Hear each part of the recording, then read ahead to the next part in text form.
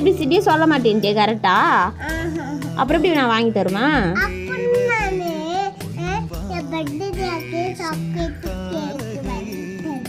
வாங்கி தருவியா? உன்கிட்ட காசு இருக்கா? அப்புறம் எப்படி வாங்கி தருவேன்? அப்பா கிட்ட. நான் சொல்லுவனே, நீ ஏபிசிடியே சொல்லலை, வாங்கி தருவேன் நான். நீ ஏபிசிடி கரெக்டாக சொன்னால் தானே நான் வாங்கி தருவேன். சொல்லு ஏபிசிடி.